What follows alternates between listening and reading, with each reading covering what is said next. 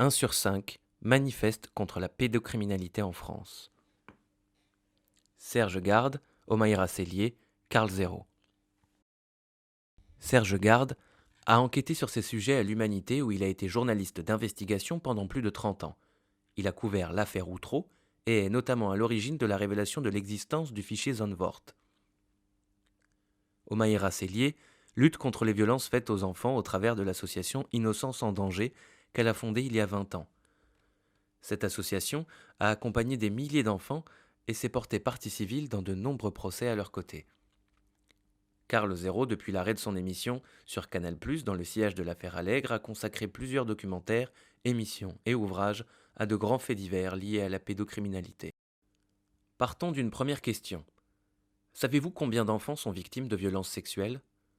Pas en Thaïlande ni aux Philippines, mais en France, comme dans toute l'Europe. 1 sur 5. Oui, vous avez bien lu, 20% de nos enfants sont victimes. Concrètement, cela signifie que dans chaque école, chaque classe, de 3 à 5 enfants ont été victimes au moins une fois de violences sexuelles. Ce chiffre n'est pas l'estimation alarmiste d'une ONG qui chercherait à créer le buzz sur un sujet aussi gravissime. C'est la synthèse glaçante des études initiées par le Conseil de l'Europe. Vous aviez entendu parler de ce rapport officiel ? Non. La situation est pourtant si grave que les 47 pays constituant le Conseil de l'Europe, dont la France, ont signé la Convention de Lanzarote, du nom de l'île espagnole où elle a été adoptée à l'unanimité. Elle date de 2007, et c'était à ce moment-là la priorité des priorités. Et depuis, nos gouvernants si prolixes sur l'enfant et ses droits font profil bas. Cette convention sur la protection des enfants contre l'exploitation et les abus sexuels engageait pourtant solennellement tous les pays, dont la France, qui l'ont ratifiée. Ce texte, qui se voulait contraignant, jetait les bases d'une lutte contre la pédocriminalité au niveau européen. Que s'est-il passé ensuite ? L'urgence absolue, décrétée en 2007, s'est enlisée dans les lenteurs bureaucratiques. La Convention n'est entrée en vigueur dans l'indifférence générale que le 1er janvier 2016. La montagne a accouché d'une souris. La Convention de Lanzarote fait obligation à chaque État signataire de criminaliser tous les types d'infractions à caractère sexuel perpétrées contre les enfants. Mais qui ira s'aventurer à punir la France pour ce délit ? Le viol est selon le code pénal un crime qui relève de la cour d'assises. En réalité, la grande majorité des plaintes pour viol est correctionnalisée, comme s'il ne s'agissait que de délits. De fait, la question essentielle du consentement de l'autre devient accessoire. Décriminaliser un viol, c'est le nier. D'ailleurs, le code pénal reste flou sur la spécificité d'un viol sur un enfant. La pédocriminalité n'étant pas un tsunami pervers qui aurait subitement submergé l'Europe, la raison incite à penser que ce phénomène criminel est resté constant. Les enfants d'hier étant les adultes d'aujourd'hui, on peut estimer qu'un Européen sur 5, quel que soit son âge, a été victime de violences sexuelles. Le Conseil de l'Europe, veillant sur les droits de 830 millions de citoyens, 166 millions de victimes sont potentiellement concernées. En France, 67 millions d'habitants, les victimes de violences sexuelles seraient donc plus de 10 millions. Sauf à contester le diagnostic du Conseil de l'Europe, il faut constater le fossé existant entre la réalité et ce qu'on nous dit. Aujourd'hui, nous vivons enfin le début de la fin de ce tabou, le tout début. Il y a encore tant à faire. Pour qu'il cesse, nous avons besoin de chacune et chacun d'entre vous. Nous n'en pouvons plus du déni et de l'hypocrisie officielle. Attention, ce que vous allez lire maintenant, puis sur le site du manifeste 1sur5.org, qui vous renvoie vers les documents officiels, les chiffres, les témoignages et les enquêtes, est souvent révoltant. Peut-être même ressentirez-vous la tentation de fuir cette réalité tant elle est difficilement supportable, de baisser les bras, de faire l'autruche. Ce serait compréhensible. Combien de fois nous-mêmes, découragés, n'avons-nous pas eu envie de lâcher l'affaire ? Mais nous faisons le pari que vous allez trouver le courage de nous rejoindre dans ce combat citoyen, car il est possible aujourd'hui de faire reculer la pédocriminalité et d'en finir avec cette chape de plomb, ces insupportables non-dits. Il faut pousser nos pouvoirs publics à prendre enfin la mesure de ce fléau social et un certain nombre de mesures pour l'éradiquer. Nous les proposons dans ce manifeste. Voilà pourquoi nous le signons. Pour que ça change vraiment. Lisez-le. Et si vous partagez notre analyse, signez notre pétition en ligne et faites-la signer. alors nos pouvoirs publics mesureront qu'il est urgent de faire changer la peur de camp. Qui ne dit mot consent. Venons-en maintenant à la question que personne n'a encore posée. Victime de qui? Un enfant sur 5 est victime de violences sexuelles, donc, mais victime de qui? Cette question nous propulse dans un tourbillon vertigineux. Cela fait combien de prédateurs? Mathématiquement des millions. En tout cas plusieurs centaines de milliers en Europe. Les violeurs d'enfants sont donc là, parmi nous. La société fait comme s'ils n'existaient pas. Cette effarante sous-estimation des violences sexuelles doit nous bousculer. À la base, la France, comme de nombreux autres pays, n'a-t-elle pas de grosses difficultés à aborder là où les sexualités? L'éducation sexuelle n'est-elle pas dramatiquement zappée à l'école? Est-il acceptable que la pornographie en accès libre sur le net se soit aujourd'hui substituée à la fonction éducative? Car si nous fermons les yeux, les enfants, eux, les ouvrent.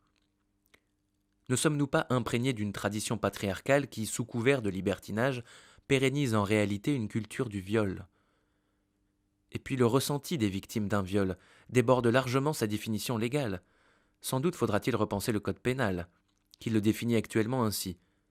Tout acte de pénétration sexuelle de quelque nature qu'il soit, commis sur la personne d'autrui ou sur la personne de l'auteur par violence, contrainte, menace ou surprise, est un viol.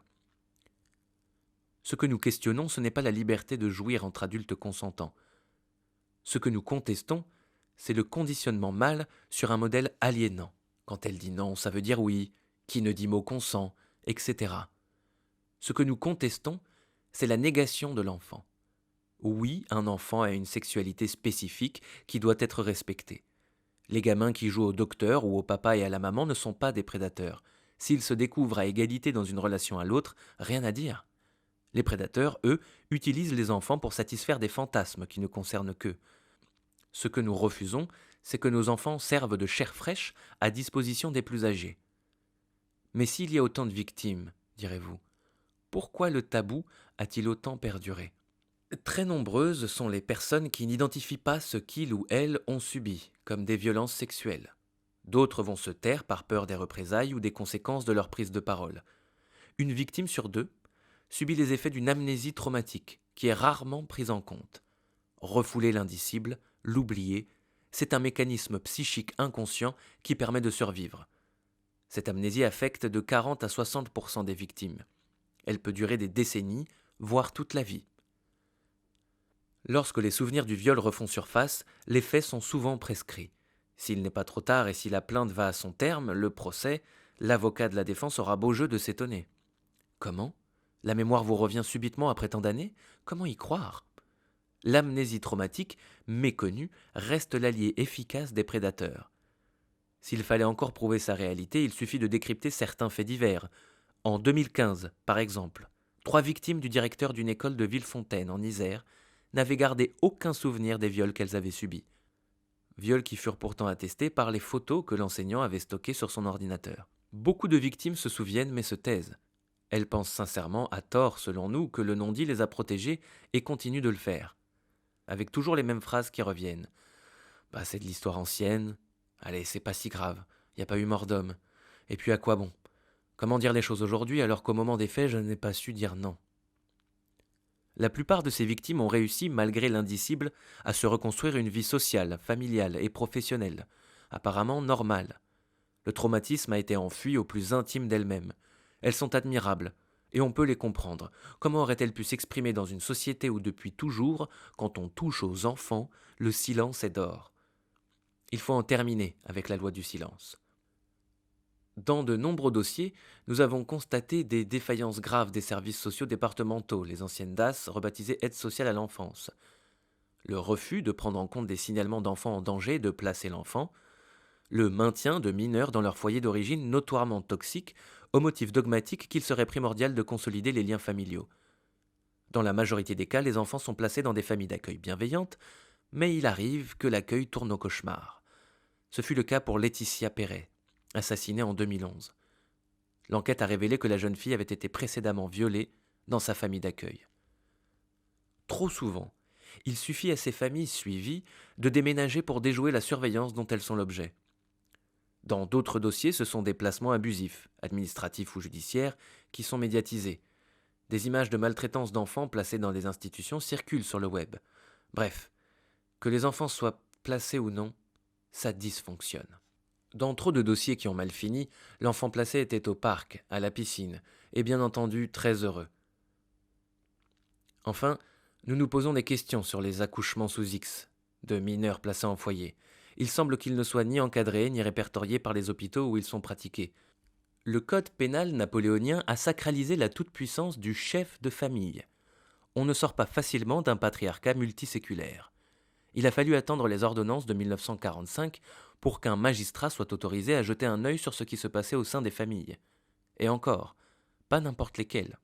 Celles de la France d'en bas. D'en dessous même. Au-dessus, ça ne pouvait pas exister. Cette société patriarcale qui a si longtemps nié l'existence du traumatisme initial de tant de victimes, qui les traitait de menteurs pervers si elles osaient confier leurs souffrances, il est temps de la réformer aujourd'hui, en profondeur. Il est temps de prendre conscience de l'ampleur de ce drame collectif. Tout enfant victime qui ne bénéficie d'aucune aide parce qu'il se tait, parce qu'il a peur, parce qu'on ne le croit pas, devient un adulte en souffrance. Et pourtant, actuellement, nos institutions abandonnent la prise en charge des victimes aux ONG lorsque les parents n'ont pas les moyens de payer les soins psy, notamment des séances EMDR nécessaires à leurs enfants. Le EMDR est une désensibilisation et retraitement par les mouvements oculaires, initialement développé à la fin des années 80 par Francine Shapiro. Cette technique est aujourd'hui reconnue pour son efficacité dans le traitement du syndrome de stress post-traumatique. La plupart des enfants victimes grandissent donc dans des souffrances non dites, qui risquent de faire d'eux des bombes à retardement, dangereuses dans le futur d'abord pour eux-mêmes, puis pour leurs propres enfants, puis pour d'autres enfants. Est-ce un hasard si, dans l'Hexagone, un quart des 11-75 ans a consommé des médicaments psychotropes sur prescription, délivrés en rapport avec des symptômes, des états morbides mal définis et des maladies somatiques? La France et la Belgique caracolent en tête des États consommateurs. Entre 20 et 25% des adultes sont accros aux anxiolytiques, somnifères, neuroleptiques et autres antidépresseurs, sans avoir pris en compte les victimes de l'alcool et des autres psychotropes, légaux ou pas. Voilà une hypothèse qui mériterait d'être creusée. Parce que bien sûr, cela a un coût pour la sécurité sociale. Combien d'adultes internés dans des services psy clos des hôpitaux ont-ils été victimes de violences sexuelles dans leur enfance? Mystère. L'étude serait pourtant facile à mener à partir des dossiers des patients hospitalisés, tout en respectant bien sûr le secret médical, mais ce n'est pas fait. Cela fait partie du tabou. On préfère bourrer les patients de cachets plutôt que de rechercher l'origine de leur souffrance, de les aider à en venir à bout. Prisonniers du silence, les enfants victimes gonfleront les rangs de ces adultes en souffrance, et c'est ainsi que ce drame se perpétuera de façon transgénérationnelle. Et si tous ensemble, on disait stop? Il est impossible de réduire la pédocriminalité à une somme de crimes commis par des individualités. Nous sommes confrontés à un problème collectif, un phénomène mondial, un fléau où l'on trouve certes des monstres aux attraits médiatiques, des Fourniret, des Allègre, des Dutroux, des chirurgiens de Janzac, mais surtout des hommes et des femmes formatés de génération en génération par cette culture du viol banalisée. Nous devons combattre ce fléau, les yeux ouverts sur sa complexité. Ce serait tellement plus simple s'il s'agissait uniquement d'une dérive décadente de la sexualité d'une oligarchie corrompue. Certes, des pervers imbus de leur puissance type Epstein existent et prospèrent au service de bien curieuses officines, y compris en France. Mais la pédocriminalité aujourd'hui ne se cantonne pas à ça. Nous sommes confrontés à une hydre aux innombrables têtes. Le glaive est nécessaire, la répression indispensable. Mais c'est aussi en gagnant une bataille culturelle inédite que l'on empêchera les têtes coupées de repousser. Docteur en philosophie, psychologie, psychanalyste et chercheuse sur l'enfance, Alice Miller disait « Il y a en tout dictateur, massacreur ou terroriste, aussi terrible soit-il et sans aucune exception, un enfant qui fut autrefois gravement humilié et qui pour survivre a dû totalement nier ses sentiments de complète impuissance. Mais ce déni radical de la souffrance endurée a entraîné un vide intérieur et chez beaucoup de ces êtres un arrêt du développement de la capacité innée de compassion. Détruire des vies humaines, y compris la leur, réduit à l'état de vide, ne leur pose donc aucun problème. » Nous partageons cette analyse. Tous les prédateurs que nous avons rencontrés avaient été des enfants laissés à leur souffrance, pas uniquement physique. Attention, tous les mineurs violés ne deviennent pas des prédateurs, mais tous deviennent des adultes en souffrance. Et les fléaux sociaux, on sait les combattre. Quand on veut. Enfin, quand on le décide. La preuve ? Entre 1972 et 2018, la mortalité routière a été divisée par 5, alors que le nombre d'usagers de la route n'a pas cessé d'augmenter. Ce résultat exceptionnel ne doit rien au hasard. 1972, c'est l'année d'une prise de conscience qui conduit à la nomination d'un délégué à la sécurité et à la circulation routière.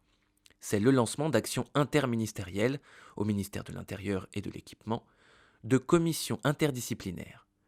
Obligation du port de la ceinture de sécurité en 1973, soutenue par une campagne de sensibilisation du public, un petit clic vaut mieux qu'un grand choc, multiplication des mesures et des messages publicitaires contre la consommation d'alcool des conducteurs, boire ou conduire, il faut choisir, instauration du permis à points, multiplication des radars, limitation de la vitesse sur les routes. Chacune de ces mesures a eu ses détracteurs. Mais personne ne peut nier que depuis 1972, la lutte contre la mortalité sur les routes a été constante, avec des résultats probants sur le long terme. Et personne ne peut soutenir que les vies épargnées l'ont été grâce à la seule répression. Ce qui a été déterminant, c'est ce nouveau diagnostic établi en 1972. La mortalité routière a cessé d'être perçue comme une fatalité, comme la somme de comportements individuels ou de circonstances locales.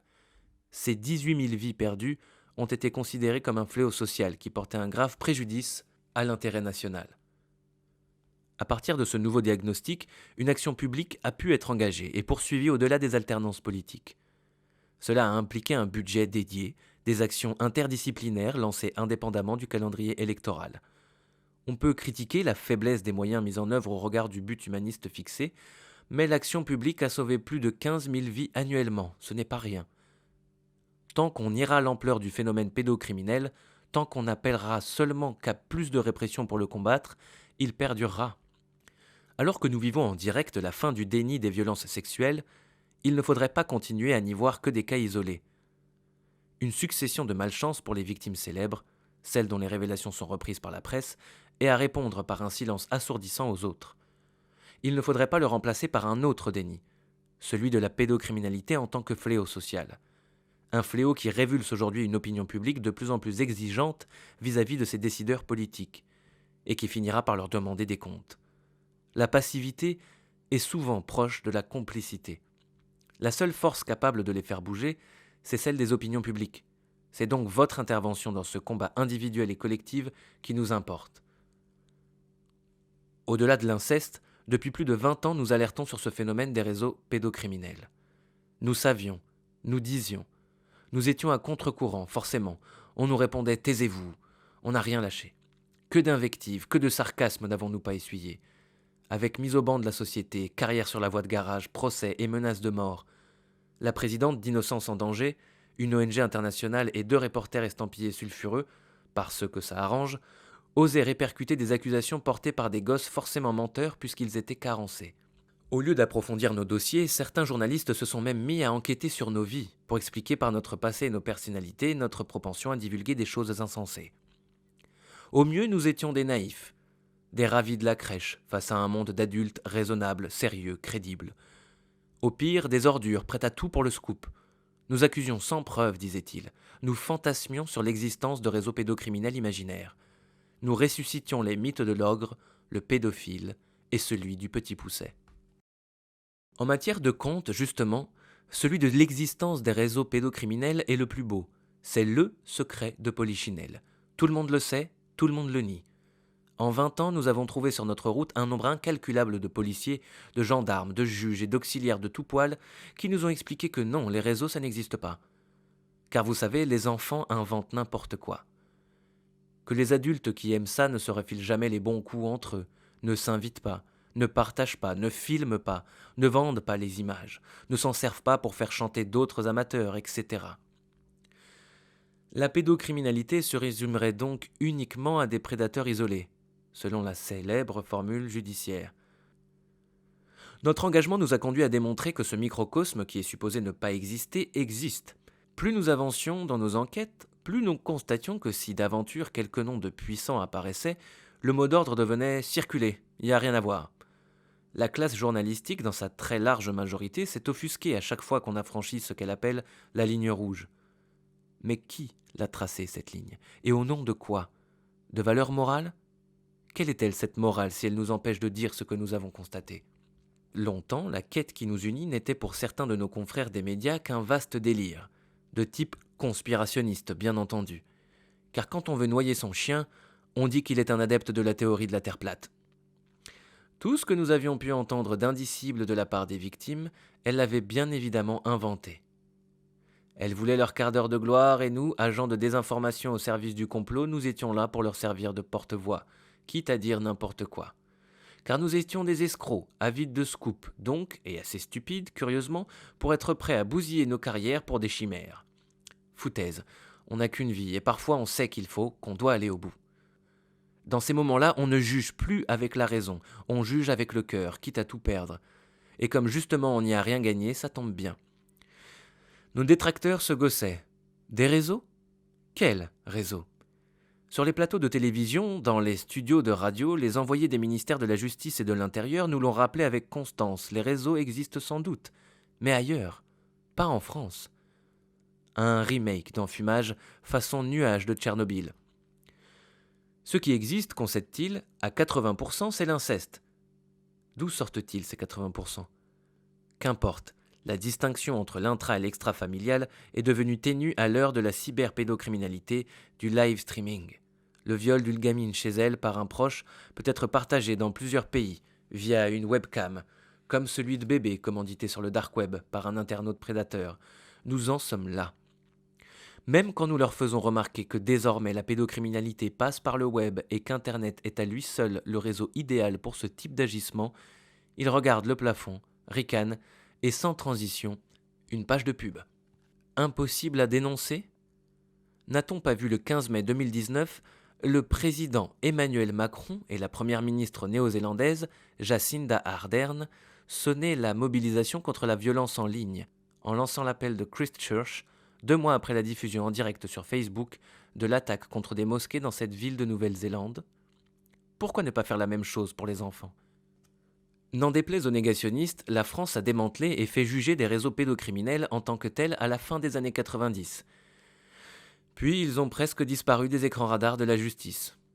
L'explication passe par la Belgique, par l'affaire Dutroux. En août 1996, le juge Conrot inculpe Marc Dutroux, qu'il considère comme le pourvoyeur de chair fraîche d'orgies impliquant le Gotha belge. Un appel à témoins est lancé. Plusieurs victimes se présentent et sont entendues. Ces témoins sous X ne se connaissent pas, et pourtant leurs déclarations se recoupent et orientent les soupçons vers la Belgique d'en haut. De plus en plus haut même. Alors en octobre, le juge Conrot est dégagé du dossier. Ce dessaisissement est vécu, outre Kiévrin, comme la volonté d'étouffer l'affaire, colère et désespoir. C'est l'immense marche blanche qui déferle sur Bruxelles. 400 000 personnes, toutes de blanc vêtues. Toute l'Europe est effrayée. C'est le moment de la bascule des opinions publiques. La tolérance à la pédocriminalité s'effondre. Un nouveau juge est nommé illico. Il reprend et réoriente le dossier. Dutroux devient un prédateur solitaire. Enfin presque. Le réseau se limite dans cette nouvelle donne à sa femme Michel Martin et à un copain SDF. C'est sur cette base qu'il sera condamné. Depuis, Dutroux a fait volte-face et inonde la justice belge et les parents des victimes de lettres pour dénoncer le réseau qu'il employait. Il est clair qu'on lui avait promis en échange de son silence une libération conditionnelle qui tarde à venir. De la même façon, le tueur en série Patrice Allègre réclame aujourd'hui sa libération, promise en échange de sa subite rétractation lorsqu'il changea d'avocat. Dans un premier temps, il avait fait des aveux complets sur le réseau toulousain devant le juge Lemoine. Puis, redevenu simple prédateur agissant seul et pour son propre compte dans sa deuxième version des faits, il bénéficia d'un nombre étonnant de non-lieux. Coïncidence? Pendant la période Conrot, la France choisit donc d'instruire 3 affaires de réseau. Taureau Bravo, Ado 71 et Achille. Une façon de nous dire « Dormez tranquille, ici on n'est pas en Belgique ». Mais après le dessaisissement du juge Conrot, les réseaux français disparaissent. Cela fait réfléchir. À quoi sert la justice? À chercher la vérité? Vraiment? L'institution judiciaire n'a-t-elle pas plutôt pour principale fonction de gérer au moins pire les troubles à l'ordre public? Aucun politique français n'a envie de se retrouver avec une marée blanche en France, ni à l'époque, ni maintenant. Donc en France, passé 1998, les réseaux disparaissent. La preuve?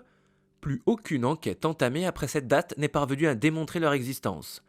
Et d'ailleurs, pourquoi enquêter sur des crimes imaginaires? Les moyens policiers et judiciaires se sont concentrés sur des enquêtes de crimes bien visibles. La pédocriminalité ne l'est pas. Et comme on ne risque pas de trouver ce qu'on ne cherche pas, 2004 et 2005, procès de l'affaire dite d'Outreau. Un réseau? Que nenni. Un malencontreux voisinage pervers dans une tour HLM, un couple incestueux et 2 voisins déclassés sociaux, 4 adultes condamnés. Les vraies victimes? Les adultes accusés à tort qui ont croupi en prison pendant plusieurs années avant d'être acquittés. Victimes du juge Burgot, d'une femme mythomane et d'enfants menteurs.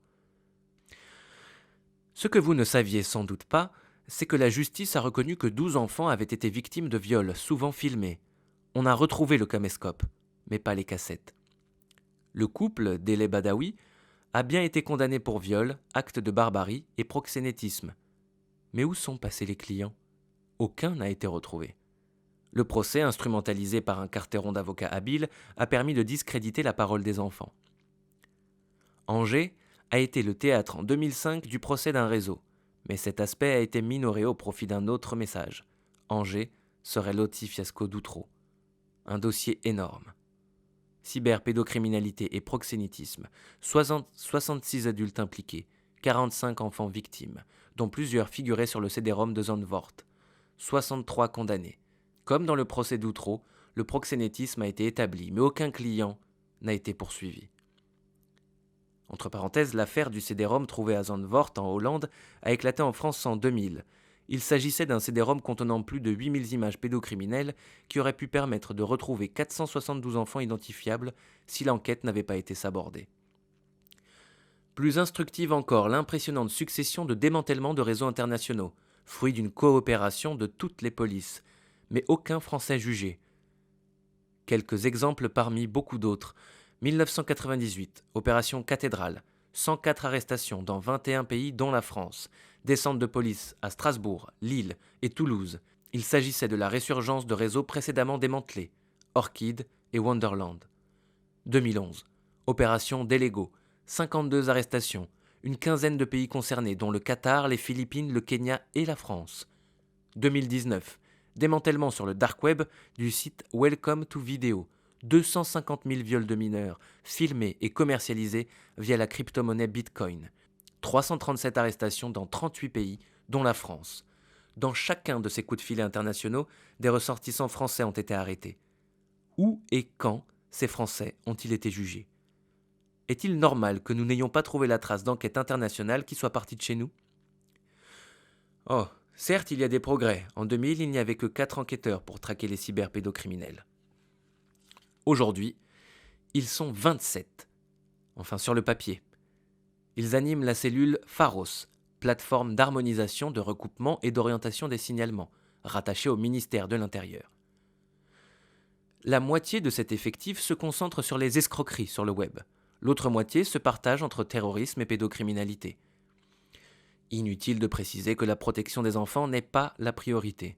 C'est ridiculement insuffisant quand on sait qu'annuellement circulent 45 millions d'images pédopornographiques, que les signalements de contenus illicites dépassent les 200 000. Un minimum de 3 000 chaque semaine. Et attention, pas sur le darknet, sur le web. La prolifération d'initiatives, de groupes qui s'improvisent chasseurs de pédophiles, doit retenir l'attention. Certes, dans notre état de droit, personne ne doit faire la police à la place de la police. Les risques de dérive et de bavure sont nombreux. Nous n'encourageons pas ces actions, mais nous pouvons, hélas, les comprendre. Ne résulte-t-elle pas des carences institutionnelles réelles dans la lutte contre la pédocriminalité? En 2019, les cyber-enquêteurs français n'étaient qu'une vingtaine, alors qu'ils sont 250 en Grande-Bretagne. Il ne faut pas exclure ni décourager les citoyens qui veulent aider. Il faut les encadrer, dans le respect de la loi et sans compromettre le travail des enquêteurs. Face au fléau, n'a-t-on pas besoin de toutes les bonnes volontés? Et au-delà, si ce que nous préconisons dans ce manifeste est adopté, gageons que ce type de chasseur disparaîtra vite. Dans l'affaire Estelle Mouzin, par exemple, on a cru un temps reconnaître la petite Estelle sur un site pédopornographique estonien. S'il a été établi que la photo présentée n'était pas celle d'Estelle, personne ne s'est demandé qui était cette fillette de 12 ans. Les associations sont la voix de ces sans-voix.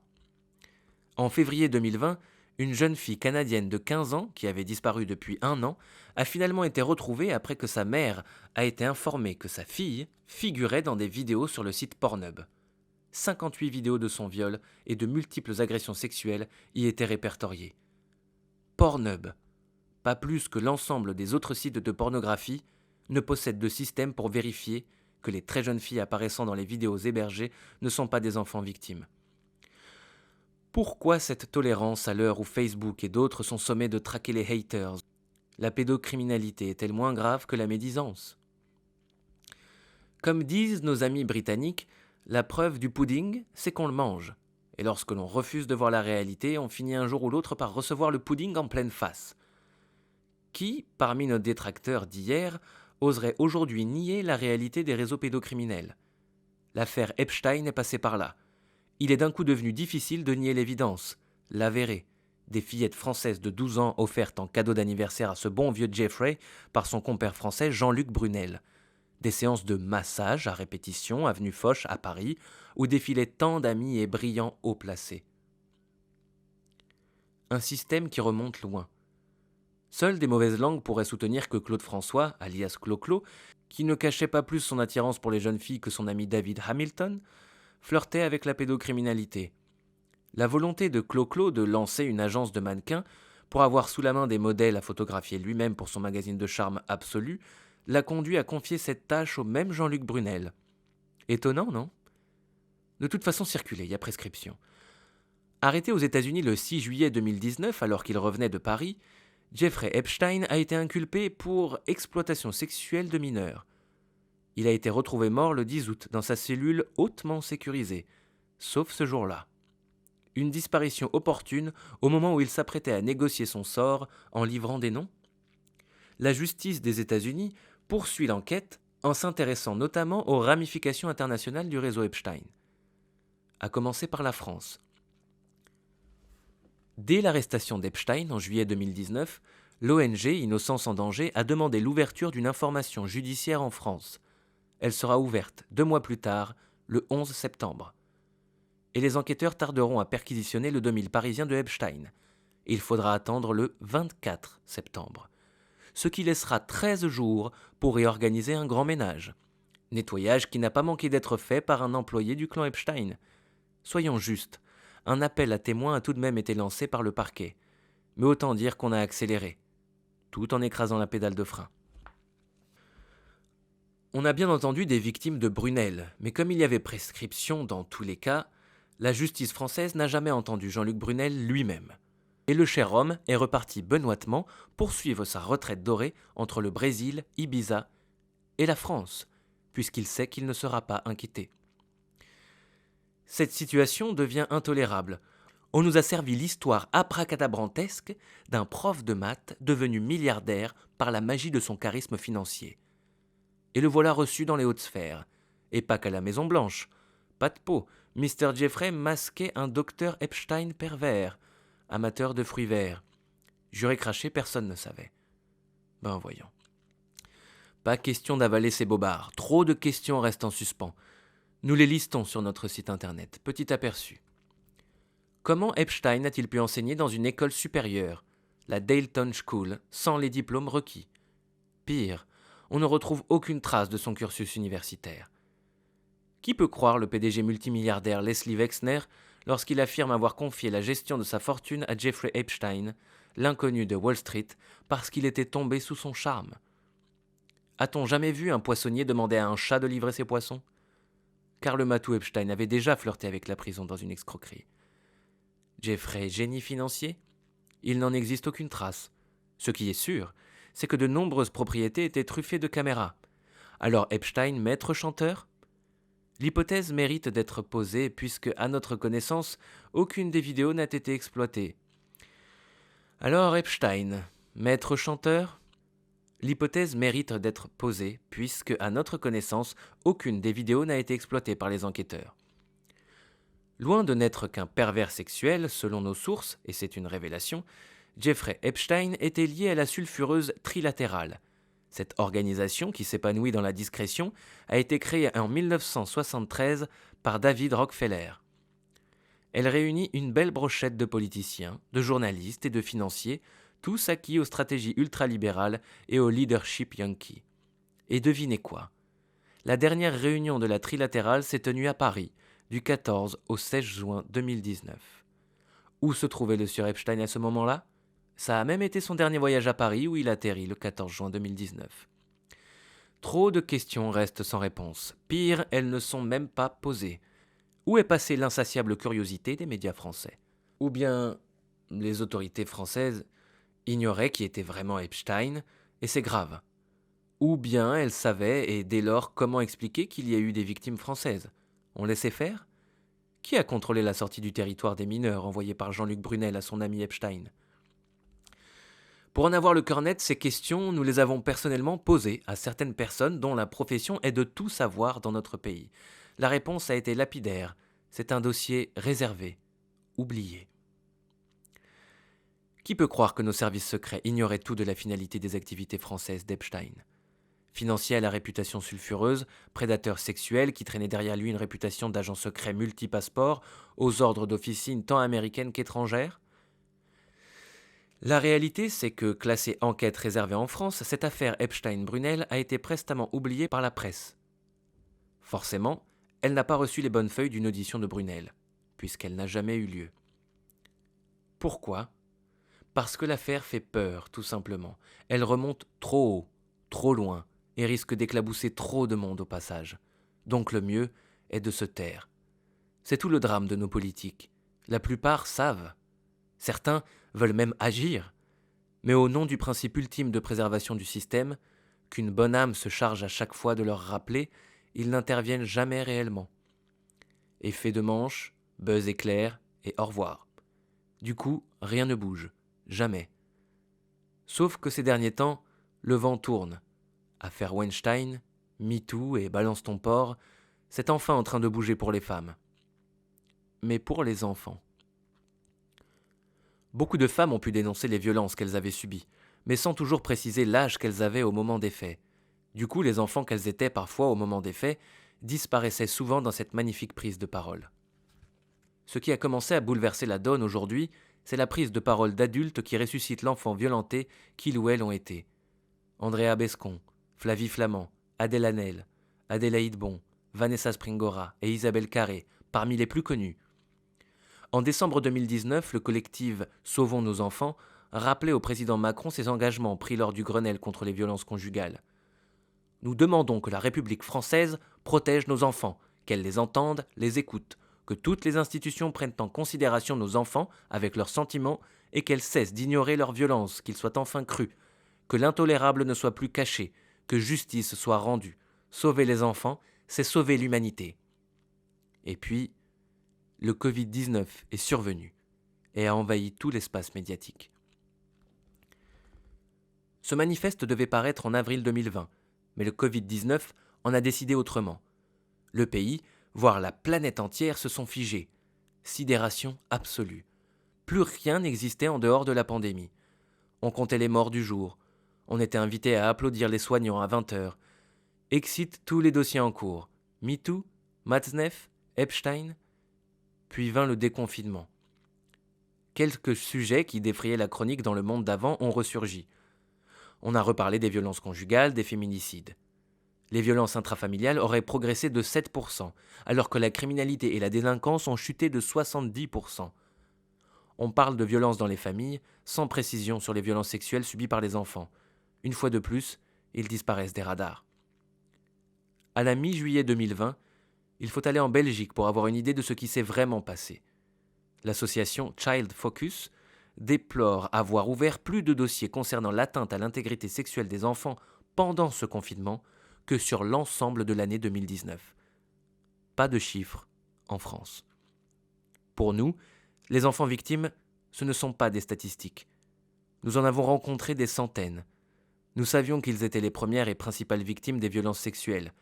Bien avant le diagnostic du Conseil de l'Europe, L'enquête Virage, lancée en France en 2015 à l'initiative de l'INED, l'Institut national des études démographiques, a établi que 51% de l'ensemble des violences sexuelles sont commises sur des enfants de moins de 11 ans. Mais là encore, cette réalité effarante, on ne l'a pas retrouvée dans les médias. Tous ont tendance à faire disparaître les enfants derrière les adultes, parce que la parole d'un adulte est publiable.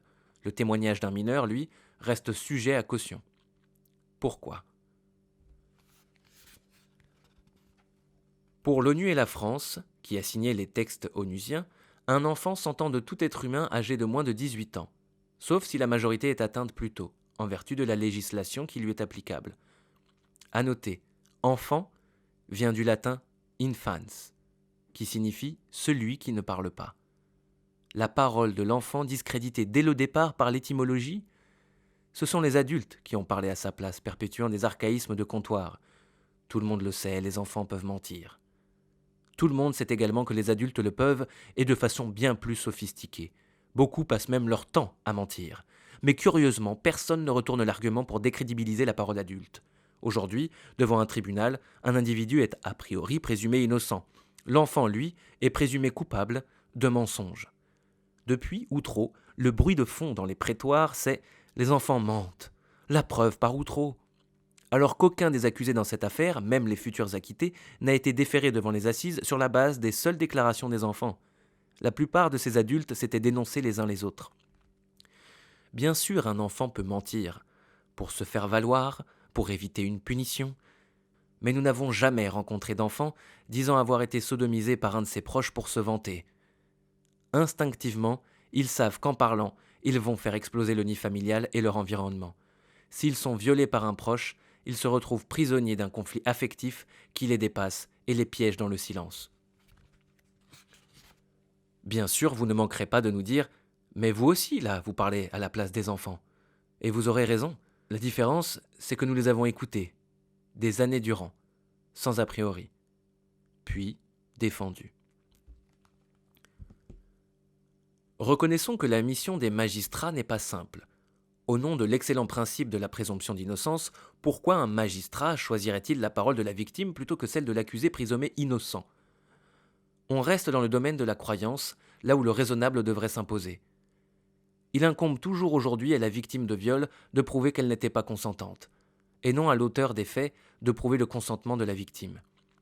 Qui plus est, comment une victime mineure pourrait-elle consentir à une relation sexuelle avec un adulte alors qu'elle n'a pas la capacité de mesurer l'enjeu d'une relation sexuelle ?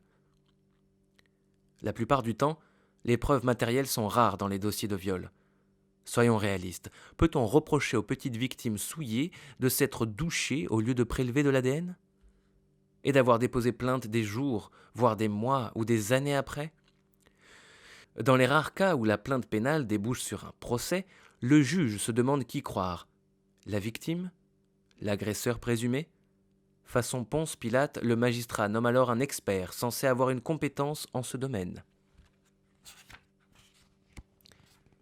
Il existe plusieurs moyens de faire douter de la réalité, notamment en se référant au supposé « bon sens populaire ». Les enfants mentent, tout le monde le sait. Sous-entendu, il faut être débile pour les croire. Sous-entendu, comme vous n'êtes pas stupide, vous devez comme moi admettre que les enfants mentent.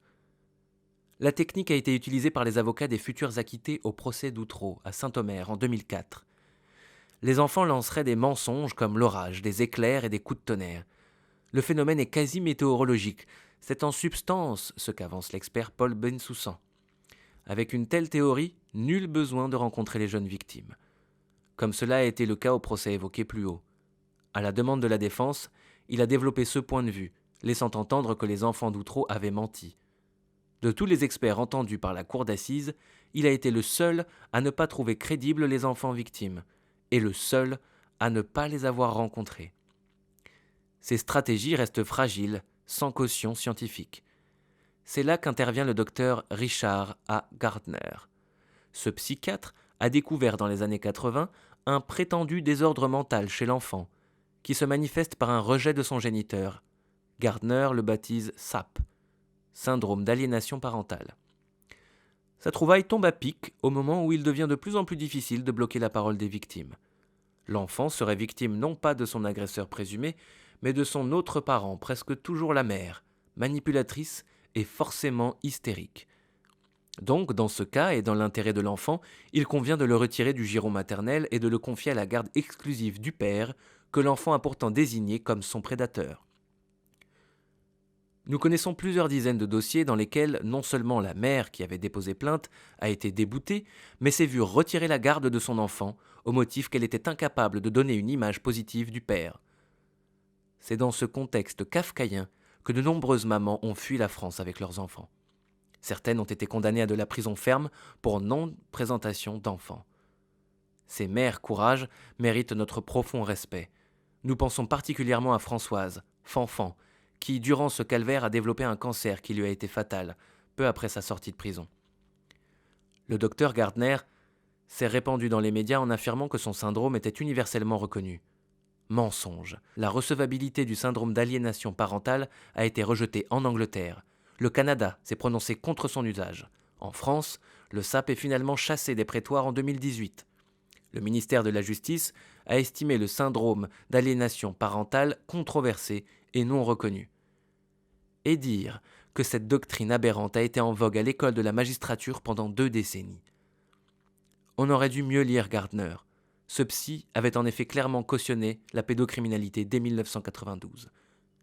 La pédophilie a été considérée comme étant la norme par la vaste majorité des individus dans l'histoire du monde. Il s'agit d'une pratique largement répandue et littéralement acceptée parmi des milliards de personnes. Une apologie pseudo-historique et guerre masquée parue dans son livre True and False Accusation of Child Sex Abuse, Creative Therapeutics. Pendant trop longtemps, une omerta embarrassée a donc été de mise. Il était impossible de faire clairement état des violences sexuelles. Pourquoi ? C'est la question à laquelle répond très bien la psychothérapeute et journaliste Cécile Guéret. Attouchement, harcèlement, viol, sur des nourrissons, des enfants, des adolescents. Pour nous protéger de cette réalité insoutenable, nous nous barricadons derrière le déni, la minimisation, la remise en cause de la parole des mineurs. Et en attendant, nous les abandonnons à leur sort. Nous ne protégeons pas nos enfants des prédateurs sexuels. Par lâcheté, par peur, par méconnaissance, ou, pour certains, parce que nous sommes trop empêtrés dans nos propres traumatismes et que nous minimisons les faits, leur barbarie comme leur ampleur. Nous laissons les mineurs se débrouiller avec leurs bourreaux. Ajoutons à cette peur panique de mettre un nom sur ce qu'on préfère ignorer, plusieurs sortes de blocages qui cumulent leurs nuisances pour laisser prospérer la pédocriminalité. Michel Joubrel, un haut magistrat condamné en 2006, plus de 5000 photos ou vidéos ont été saisies sur son ordinateur, encourait 5 années de prison. Il n'a écopé que de 8 mois, avec sursis. La magistrature ne concentre sans doute pas plus de délinquants sexuels que les autres professions, mais cette condamnation constituait un fait nouveau, susceptible de faire rouvrir les dossiers de violences sexuelles instruits par ce même juge, Joubrel. Pourquoi cela n'a-t-il pas été fait ? Toutes les organisations sociales partagent les mêmes réflexes. Elles se protègent des attaques en niant les problèmes, tout en les gérant en interne. L'éducation nationale, comme l'Église catholique, les fédérations sportives ou les grandes sociétés du CAC 40, en mutant discrètement les prédateurs sans alerter la justice. L'important n'est jamais de sauver les victimes, mais de préserver l'image de marque, comme si les règles internes de ces organismes primaient sur les lois de la République. Les choses ne bougent vraiment que lorsque la France du sommet ne peut plus éviter le changement. Autrement dit, les avancées à venir dépendent du basculement de l'opinion publique. La lutte contre la pédocriminalité est avant tout un combat culturel. Pour lutter efficacement contre la pédocriminalité, il est indispensable de la définir sans ambiguïté. Nous avons longtemps utilisé comme tout le monde le terme pédophile sans y réfléchir. Étymologiquement, un pédophile, c'est quelqu'un qui aime les enfants. Mais dans ces dossiers, on trouve de l'abus de pouvoir, de la possession, de la lâcheté, mais de l'amour, point.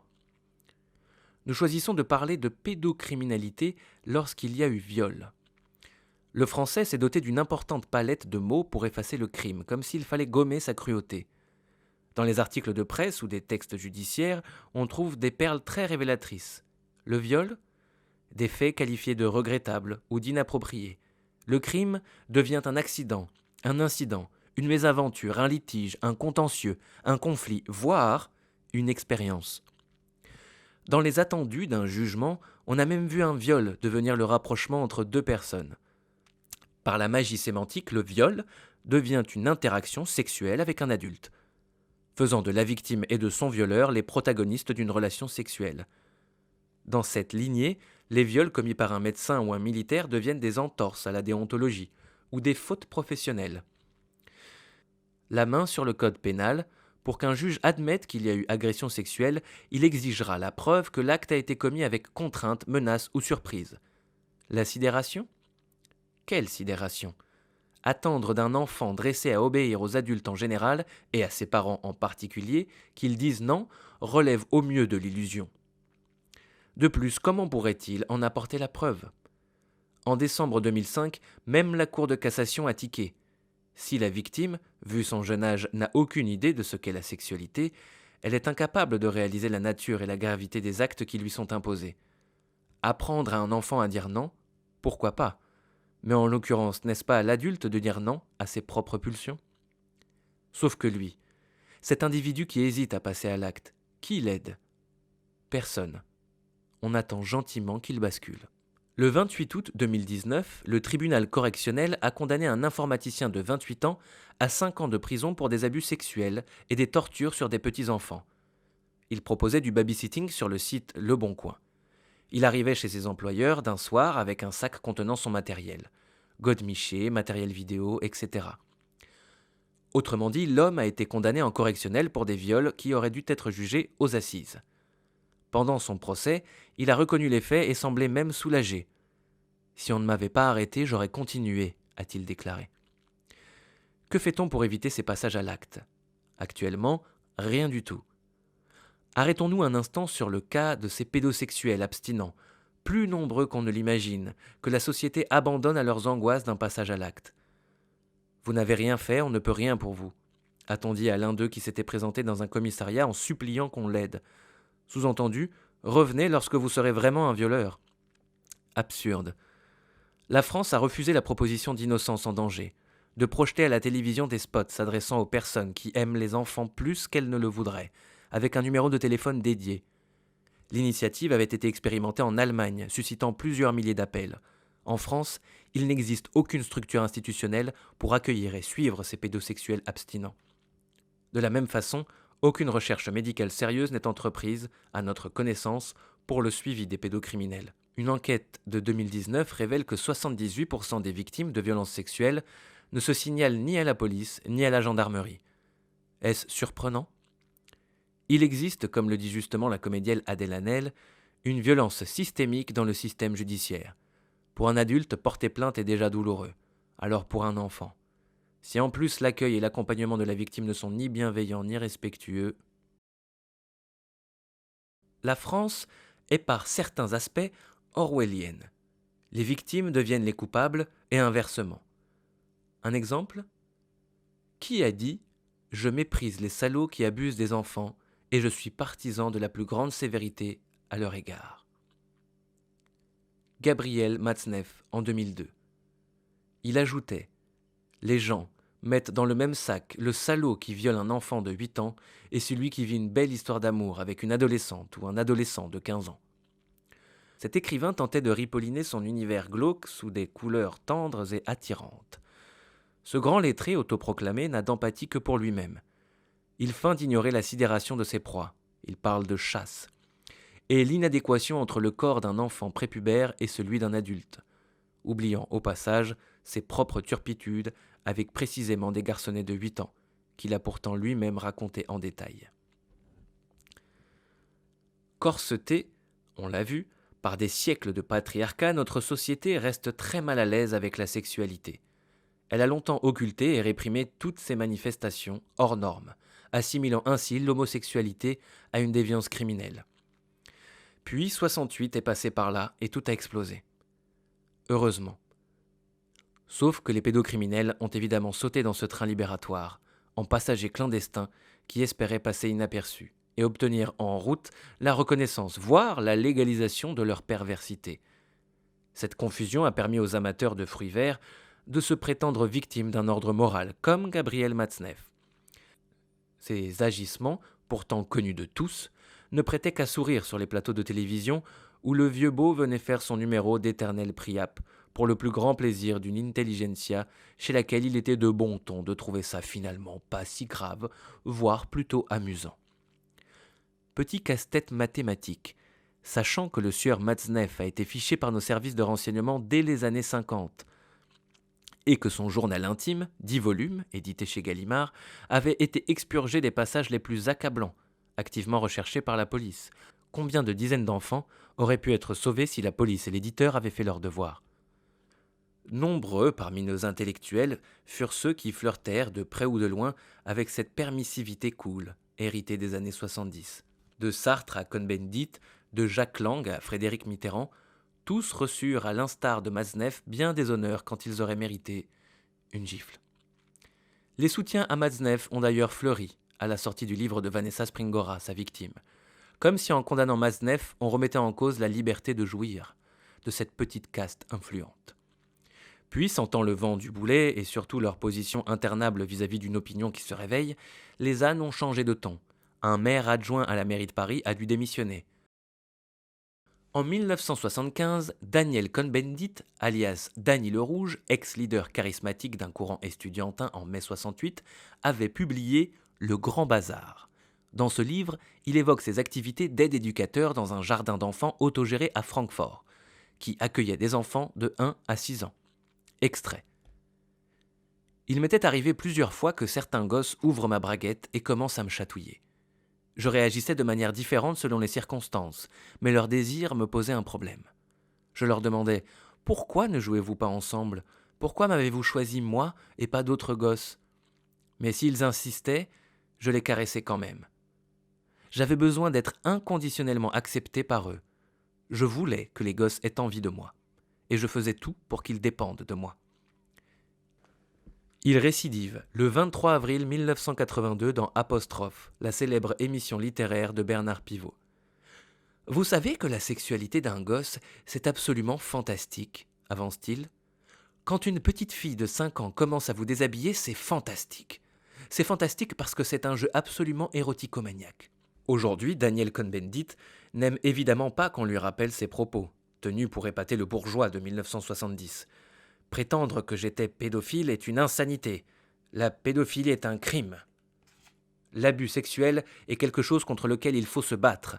Il n'y a eu de ma part aucun acte de pédophilie, a-t-il déclaré dans Libération le 23 février 2001. Il précise un peu plus tard sur RTL que ce texte, qui n'avait pas fait scandale à l'époque, est aujourd'hui insoutenable, et ajoute qu'il nourrit des remords d'avoir écrit tout cela. Remords sincères, certainement. Emporté par la frénésie ambiante de libérer toutes les sexualités, fussent-elles infâmes, Dany en a fait des tonnes, comme toujours. Quoi qu'il en soit, la prose de l'ex-Dany le Rouge, ancien eurodéputé, témoigne bien de cette atmosphère délétère des années 1970. Sur le plateau d'Apostrophe, personne n'a réagi. Denise Bombardier, la romancière canadienne qui avait remis vertement en place Matzneff sur ce même plateau, n'était pas invitée. Aucune réaction dans la presse, pas plus à gauche qu'à droite. Le délire de défense des pédophiles à leur droit d'aimer autrement, à une reconnaissance d'une sexualité différente, a eu la vie longue. À l'exception notoire de Marguerite Duras, d'Hélène Sixou, de Xavier Gauthier et de Michel Foucault, nos grands intellectuels ont massivement signé en 1977, dans Le Monde, une lettre de soutien à 3 hommes accusés d'avoir réalisé des films pédopornographiques avec des jeunes de 12 à 14 ans, où ils figuraient comme participants actifs. Parmi les 69 signatures prestigieuses de cette pétition, Aragon, Jean-Paul Sartre, Roland Barthès, Bernard Kouchner, Patrice Chéreau, Gabriel Matzneff, Jacques Lang, Catherine Millet, Philippe Solers et Simone de Beauvoir. Le 7 septembre 2013, Gabriel Matzneff a revendiqué la rédaction de la pétition dans une chronique de son site « Couvrez cette pétition que je ne saurais voir ». Tous les signataires défendaient les accusés en réduisant les viols à une simple affaire de mœurs sur des enfants consentants. Réécrire l'histoire un demi-siècle plus tard, c'est un peu facile. Si tout va si mal, c'est à cause de mai 68, ère connue. Mais pour les plus jeunes, peut-être faut-il revenir sur le pourquoi de cette explosion sociétale. Les enfants du baby-boom ont grandi dans une société qui avait banni toute expression de la sexualité. Séparation des garçons et des filles dans les écoles, on ne se croisait qu'à la sortie des classes, sur le trottoir. La sexualité était exclue des leçons de choses qui faisaient office de cours de sciences. Les cours de récréation devenaient le lieu où l'on pouvait glaner quelques infos qui n'en étaient pas. Blagues salaces, préjugés sexistes, véhiculés par les élèves les plus déniaisés, qui répercutaient des clichés et de prétendues informations le plus souvent fausses. Sous les manteaux circulaient des revues interdites, des magazines naturistes, et surtout Paris Hollywood qui proposait des photos retouchées de femmes nues, sans poils pubiens ni vagin. Les dictionnaires baladaient les jeunes lecteurs trop curieux de définitions tautologiques, en illustrations castrées. Impossible pour la grande majorité des enfants d'avant 68 de trouver des réponses satisfaisantes aux questions qui accompagnent les métamorphoses de l'adolescence. Le degré zéro de l'éducation sexuelle. Dans ce désert, Freud, qui présentait la sexualité comme une pulsion vitale et l'enfant comme un être sexué, apportait un peu de sérieux aux interrogations angoissées que se posaient les adolescents. Il a du coup éclairé plusieurs générations. Face aux rigidités d'une société conservatrice, incapable d'intégrer la sexualité dans la vie normale, affirmer que l'enfant a une sexualité était une contestation puissante d'un ordre social pour le moins étouffant.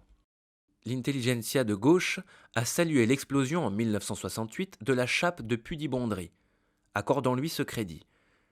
Mais elle a oublié que dans une relation adulte-enfant, l'égalité n'existe pas.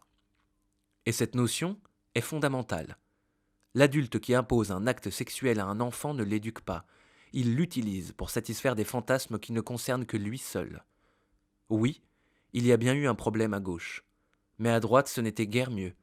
L'écrivain diplomate Roger Perfit, qui se définissait comme pédéraste et disait aimer les agneaux, pas les moutons, a consacré son travail d'écriture à l'amour des garçons. Il a publié en 1943 un roman qui a assuré sa renommée, Les Amitiés particulières. En 1983, la revue Gay France a été interdite pour incitation à la pédophilie. Ce magazine était animé par des militants notoirement connus dans les milieux de la droite nationaliste, comme Michel Queignet, Jean-Manuel Villaume et Bernard Alapetite. Le premier sera condamné en 1997 à 4 ans de prison pour son implication dans le dossier Taureau Bravo, un réseau de vidéos pédopornographiques entre la France et la Colombie, auquel Villaume était lié lui aussi. Roman Polanski, sacré meilleur réalisateur au César 2020 après l'attribution en 2013 du prix Renaudot à Gabriel Maznev, nos élites gardent un sens aigu de la provocation. Que défendent-elles ainsi, bec et ongles? Le talent? Ou une certaine légitimité de ce qu'elles appellent encore pédophilie? À la suite du Renaudot, Innocence en danger a bien déposé une plainte pour apologie de la pédophilie. Mais est-ce la peine de le signaler? Elle a été classée sans suite. 7 ans plus tard, les Césars, eux, ont sombré dans la tourmente. Les administrateurs de l'Académie des arts et techniques du cinéma ont démissionné en bloc, et la cérémonie qui a suivi restera comme un sommet du malaise. Un nouveau collège a été élu, mais Roman Polanski y figure toujours, à titre honorifique. N'a-t-on pas vu 2 ministres, Bernard Kouchner et Frédéric Mitterrand, voler au secours du même Roman Polanski lorsqu'il a été arrêté en Suisse en 2009, à la demande de la justice américaine? Roman Polanski a obtenu la nationalité française. Woody Allen, qui a épousé l'enfant qu'il avait adopté, est adulé à Paris. Le message envoyé au monde est clair. La France serait une terre d'accueil pour les pédocriminels, pour peu qu'ils soient riches et célèbres. Est-ce acceptable? Des chansons folkloriques aux blagues salaces, il existe en France une culture du viol. Tout se passe comme si nous avions été formatés pour nous indigner devant les vrais viols et banaliser les autres, qui n'en seraient pas vraiment. Ce bouillon de culture mijote dans une certaine tradition française de libertinage, les clins d'œil, les après tout, chacun fait ce qu'il veut, les non à l'américanisation de la vie privée. Insidieusement, cela conduit à minimiser la gravité du viol et à favoriser l'impunité des prédateurs. La culture du viol, c'est aussi les stéréotypes du violeur anormal, l'inconnu dans le métro, le fou violent, le jeune de banlieue, le mec en manque, tenturé par sa testostérone. Autant de clichés infirmés par la lecture des dossiers. Non, nous dit Adèle Haenel. Les monstres, ça n'existe pas. C'est notre société, c'est nous, nos amis, nos pères. Évidemment, c'est plus dérangeant. Sachant que seule une victime sur 10 porte plainte et que seule une plainte sur 10 aboutit à une condamnation, il n'est pas exagéré d'affirmer que l'Hexagone reste un havre pour les prédateurs sexuels. Les 3/4 des plaintes sont classées sans suite. Normalement inacceptable dans un pays signataire de la Convention de Lanzarote. Des affaires Weinstein, Epstein, Polanski seraient-elles possibles en France? Tout se passe encore dans l'Hexagone comme si on estimait que, passé un seuil de fortune, de notoriété, voire de célébrité, on pouvait s'exonérer du cadre législatif. Une sorte d'impunité institutionnalisée. Une version 5e République du droit de cuissage. Cela n'est plus acceptable. À Paris comme à Hollywood, être un grand artiste, un grand cinéaste, un grand quoi que ce soit, ne doit plus dispenser de rendre des comptes à la justice. N'ayons pas peur des mots. Nous devons accomplir une révolution, une évolution des mentalités. Elle passera nécessairement par un débat national et la formation de tous les professionnels. Parler d'un traumatisme n'est jamais anodin. Il faut parfois des années, voire des décennies pour qu'un événement dramatique, refoulé pour survivre, puisse devenir un souvenir. Les auteurs en ont été souvent les témoins.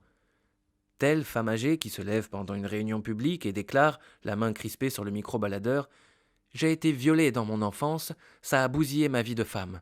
C'est la première fois que j'ose le dire. » À entendre de telles paroles, la gorge se noue, et l'on comprend instantanément que dans la vie réelle, il n'y a aucune prescription pour les souffrances des victimes de viol. Alors, lorsqu'un enfant a le courage inouï de briser le silence, les adultes qui l'entourent devraient accueillir sa parole, avec prudence, certes, mais avec respect, et certainement pas comme ce procureur qui, en plein procès, ose balancer à un enfant qui vient témoigner « Alors, aujourd'hui, que vas-tu nous dire? Que tu as été violé par des Martiens ?» Cette scène ignoble s'est produite en 2005 à Paris pendant le procès en appel de l'affaire Outreau. Précisons que l'enfant interpellé d'une façon aussi grossière à la barre des témoins avait été reconnu victime par la justice à l'issue du premier procès. La pédocriminalité racontée par la presse? Mis à part les tenants du ça n'existe pas que nous avons évoqué plus haut dans la plupart des rédactions, on y voit surtout une source d'ennui, un risque élevé de procès ruineux et souvent perdu. Donc parlons d'autre chose.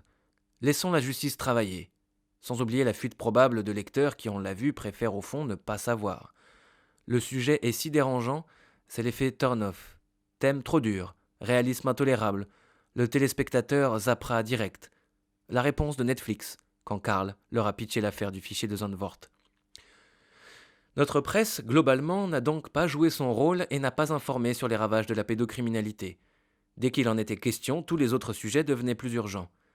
Ces dossiers de viol de gamins envoyés à tel ou tel média disparaissaient vite du haut de la pile. Méfiance. La peur des procès favorise tant l'autocensure. Sans parler de cette conception de l'objectivité, qui, dans le doute, qui a bon dos, conduit à placer sur le même plan victime et prédateur. Les médias se sont tus, ont noyé le poisson, en un mot, ils ont failli. Face au fléau social que nous décrivons, l'ignorance, feinte ou réelle, a offert des avantages indéniables. L'ignorance ne perturbe pas les consciences. L'ignorance est beaucoup plus économique. Elle dispense de lancer de coûteuses études pour connaître ce qu'il faudrait combattre. Tel a été le choix de tous les gouvernants jusqu'à aujourd'hui. Vous cherchez des études universitaires sur la pédocriminalité et ses ravages? Les principales ont été faites aux États-Unis, au Canada ou en Grande-Bretagne, et toutes convergent vers une même conclusion. Un enfant victime de violences sexuelles risque 4 ou 5 fois plus que les autres de devenir dépressif ou suicidaire, accro aux psychotropes, légaux ou illégaux, adepte des conduites à risque, susceptible de sombrer dans la délinquance ou de reproduire sur d'autres enfants l'indicible qui lui a été infligé dans son propre passé. L'ignorance évite de revoir les priorités budgétaires. Tant que la pédocriminalité reste un fantasme, pourquoi traquer ce qui n'existe pas? Comment les professionnels, psychologues, médecins, magistrats, ont-ils pu passer à côté de ces souffrances pendant un bon siècle?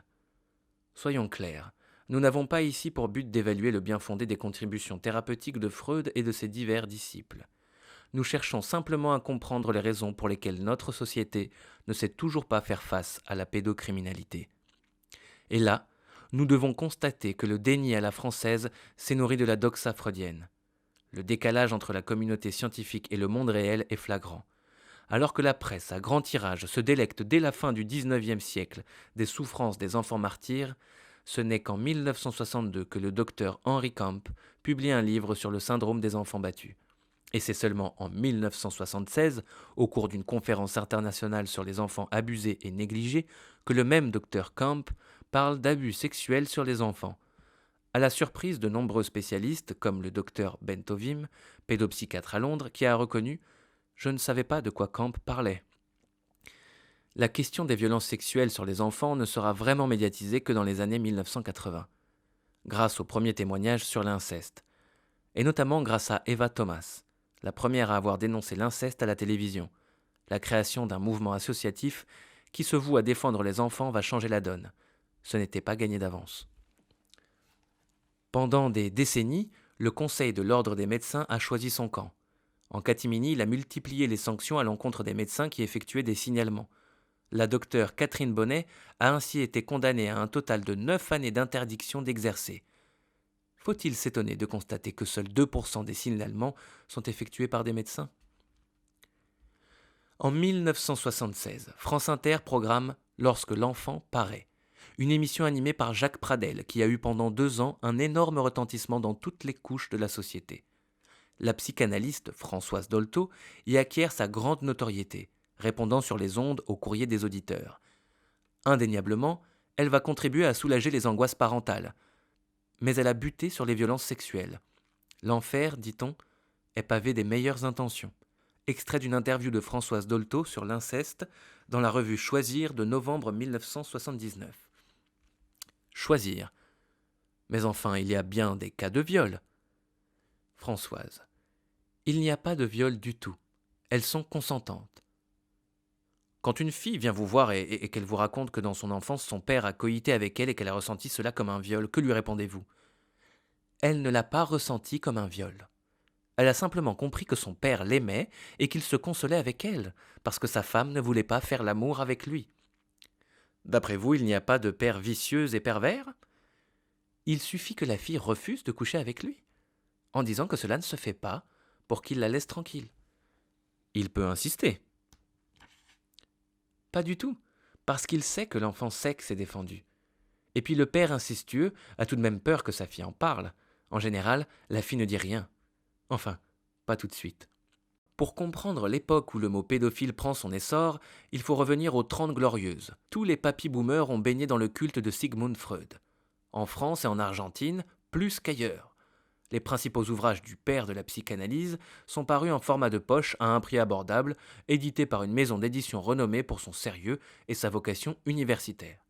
Aucun policier, aucun magistrat n'a pu, pendant sa formation, échapper à cette influence dominante, sans parler des futurs médecins qui ont tous effectué leur cursus sans la moindre formation sur les violences sexuelles, mais bercés à un freudisme simplifié. La vulgate freudienne ne laissait pas le choix. Les enfants qui portaient des accusations de violences sexuelles étaient soit des simulateurs, soit des menteurs.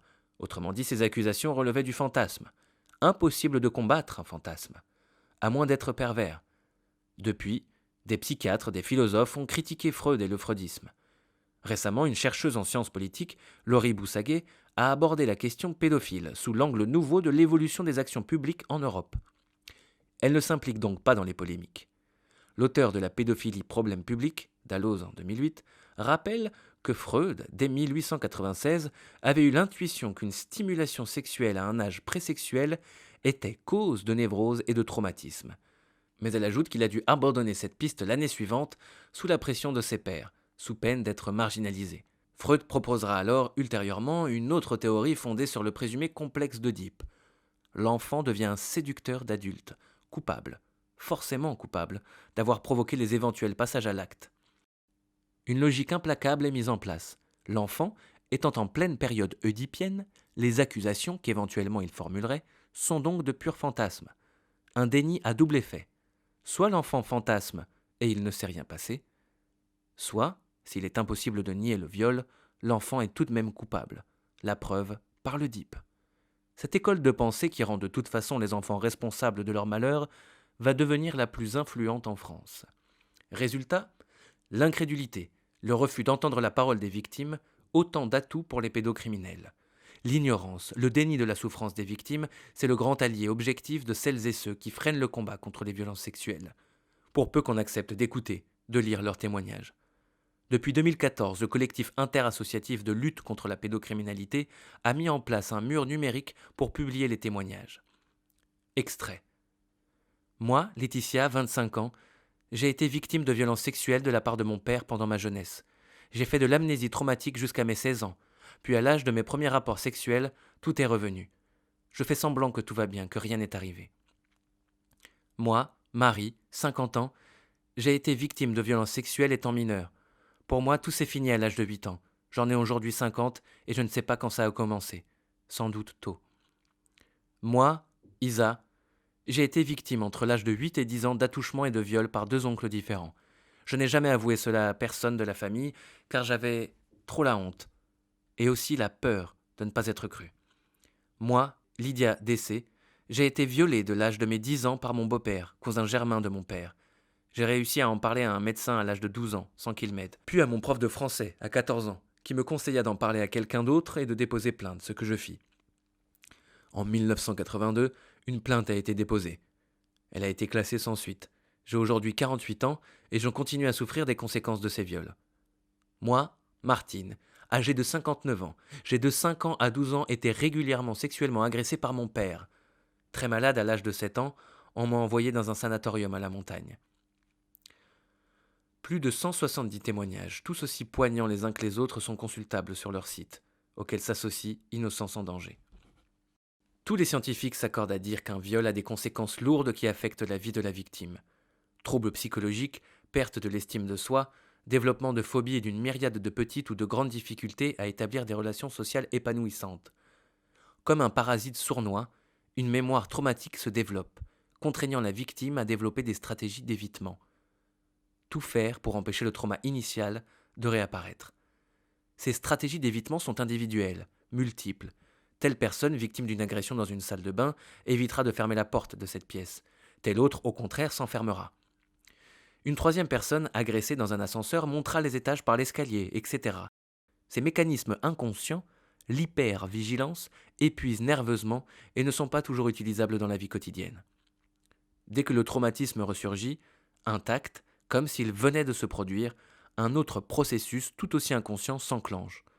Provoquer le plus vite possible l'anesthésie de la dissociation. Retrouver le moment où la douleur s'évanouit.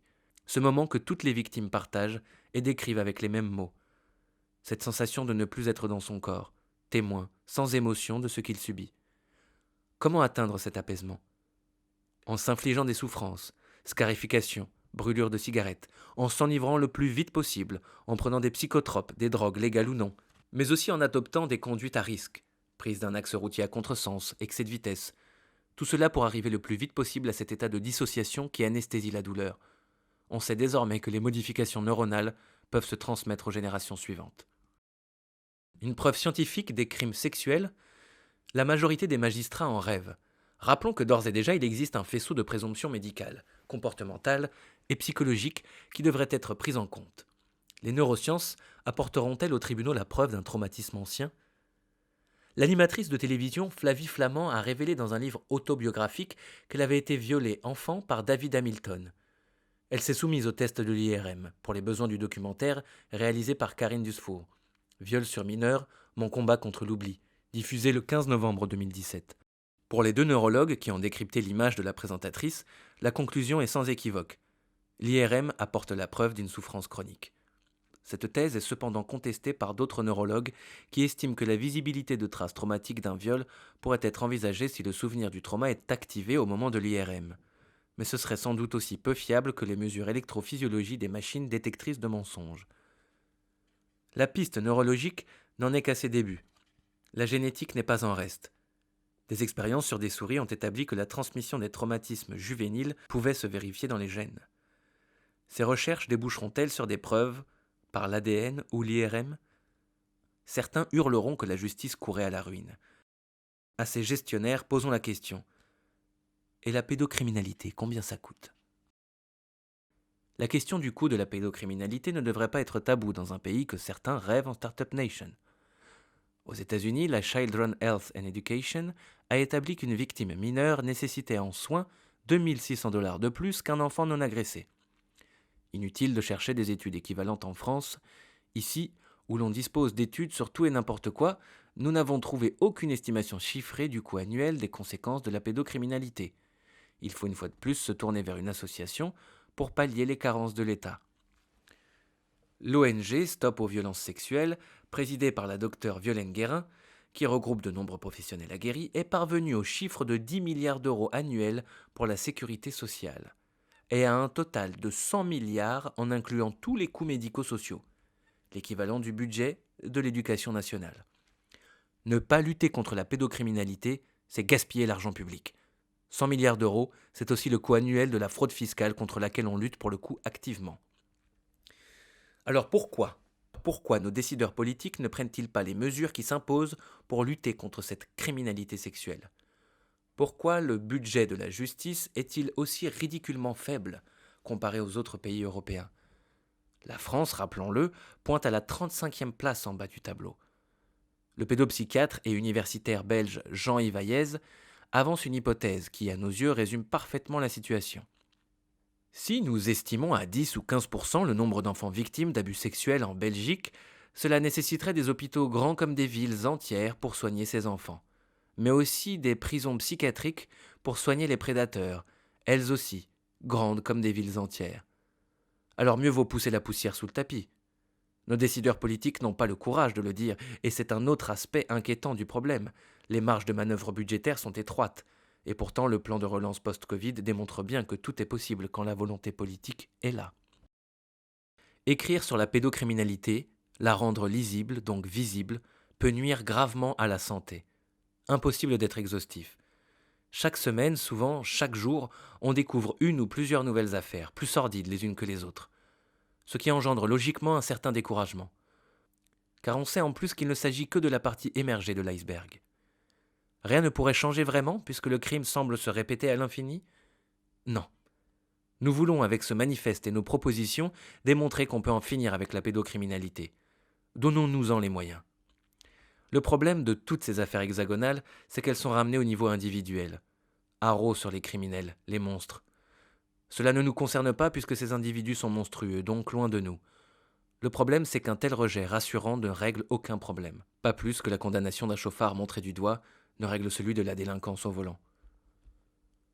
Quand on ne trouve pas la solution, c'est que le problème est mal posé. Pour synthétiser la continuité de l'action publique face à la pédocriminalité, une phrase convient parfaitement. Regardons ailleurs et surtout ne cherchons pas à comprendre. On préfère le mensonge, rabâcher qu'on a tout essayé et que rien ne marche, alors que c'est faux. En France, la seule politique mise en place, c'est la répression. Inflation des textes législatifs, alourdissement continu des peines, peines planchées, etc. Et pourtant, ça ne suffit pas, loin de là. Pourquoi? Parce que la prison n'a jamais soigné le moindre trouble sexuel, bien au contraire, et que le suivi psychologique des condamnés est inexistant. La prison ne sert qu'à isoler les prédateurs, en sachant qu'une fois leur peine purgée, ils se retrouveront dehors. Alors, vers une peine de mort blanche, la prison effective à vie? Les victimes ont tendance à réclamer une répression de plus en plus sévère. Position compréhensible. Elles veulent obtenir réparation dans un pays qui s'est montré si complaisant envers la pédocriminalité. Mais la vengeance n'est pas la justice. La répression est indispensable, mais elle n'est pas la panacée. En tout cas, elle ne peut pas servir de politique antipédocriminelle à elle seule. Cette politique répressive hypertrophie l'importance du concept de récidive. Mais qu'est-ce qu'un récidiviste? Un père qui viole son enfant chaque soir des années durant sera juste considéré comme primo-délinquant s'il est pris. L'arbre de la répression cache la forêt du laxisme. La violence sexuelle sur les jeunes enfants reste finalement encore massivement impunie. Quant à l'aide psychologique aux victimes, il n'y en a quasiment pas. L'État laxiste s'en remet aux parents fortunés ou à l'action d'associations comme Innocence en danger.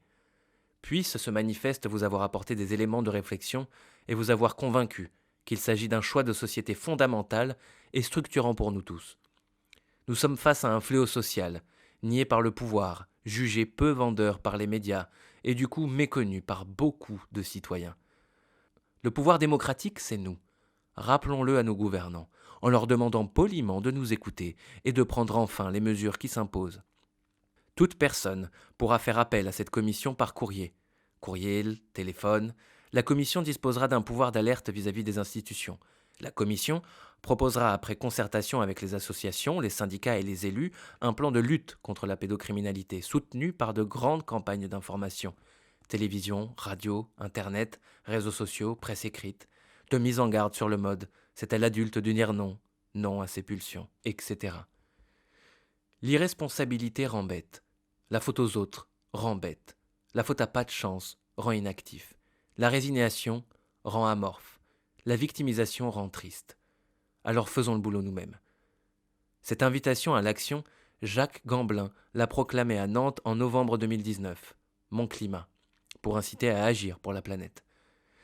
Si nous la reprenions à notre compte, la pédocriminalité est un incendie qui consume aussi les volontés individuelles et menace la conscience humaine. Vous connaissez peut-être la légende amérindienne du colibri, qui a donné son nom à Colibri, le mouvement de Pierre Rabhi, qui se mobilise pour la construction d'une société écologique et humaine.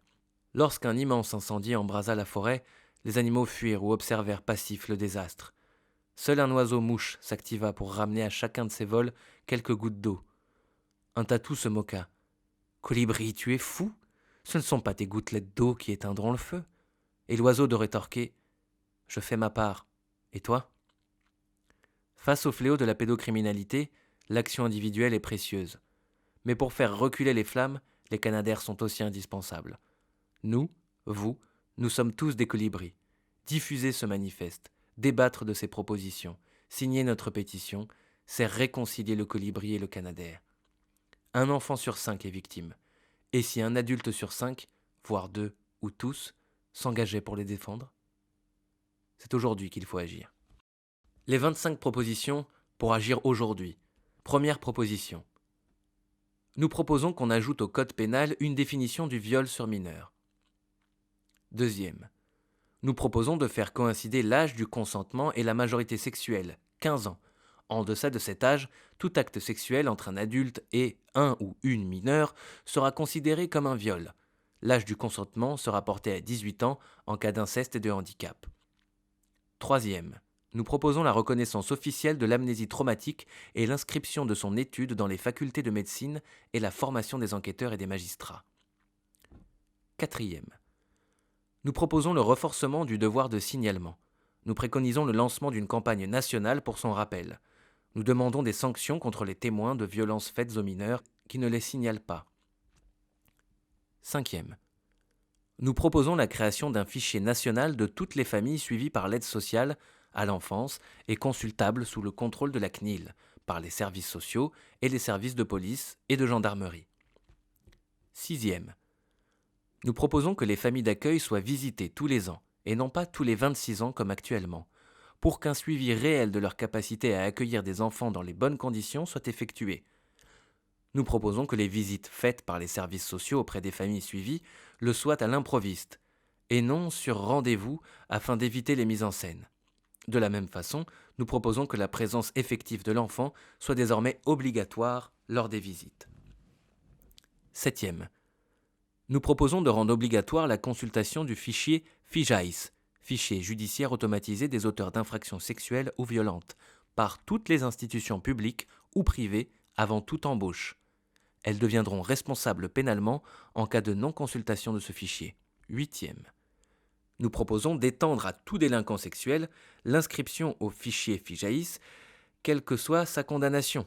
Consultation d'images pédopornographiques, sursis, prison ferme, et pas seulement comme actuellement aux personnes condamnées à plus de 5 ans. Nous demandons qu'aucun mineur délinquant sexuel, ça existe, ne soit mis en contact dans les foyers d'accueil avec d'autres enfants. Neuvième. Nous proposons de généraliser la prise en charge de l'aide médico-psychologique indispensable aux victimes. Dixième. À l'instar de la sécurité routière, devenue cause nationale en 1972, nous proposons la création d'une commission nationale de sécurité sexuelle des mineurs. Onzième. La France doit impérativement œuvrer à l'harmonisation européenne et mondiale des lois pour lutter contre la cyberpédocriminalité. Internet est global.